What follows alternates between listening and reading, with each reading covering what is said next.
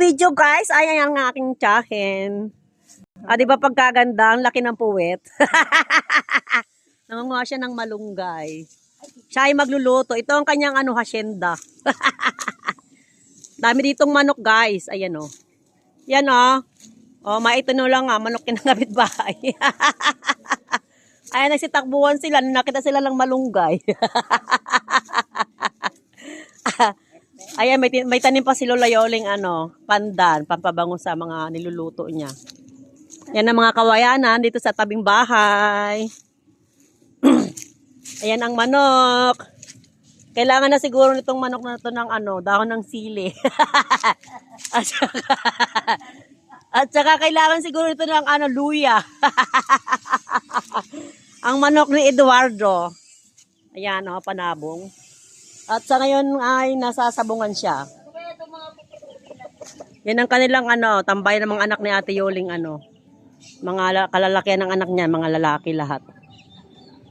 Ang kanyang anak na bunso, si Utay. Pwede ko ni mga tutay, inaantok na yata ito Utay. Tingnan mo. Oh. Ano naman yan? Nagbibidyo-bidyo ba ako? Bidyo-bidyo ba?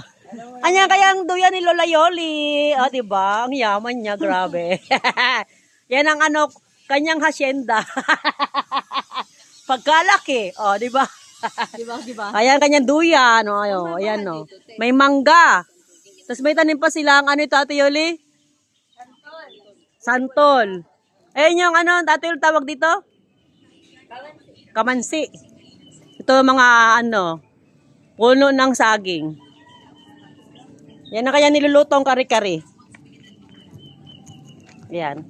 May takip, hindi ko mabuksan, mainit. Yan o.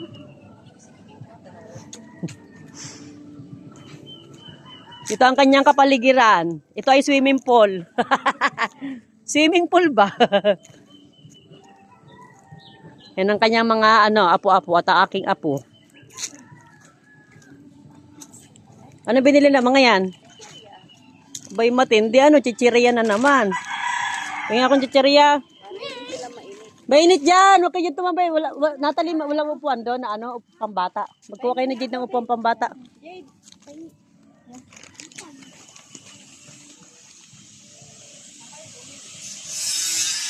Yan ang kanyang bahay. Ayan ang kanyang asawa ng aking tayo. Si Kuya Pidyo. Nag-welding. Ayan. Ayan yung bahay nila sa loob. Papasok doon sa loob.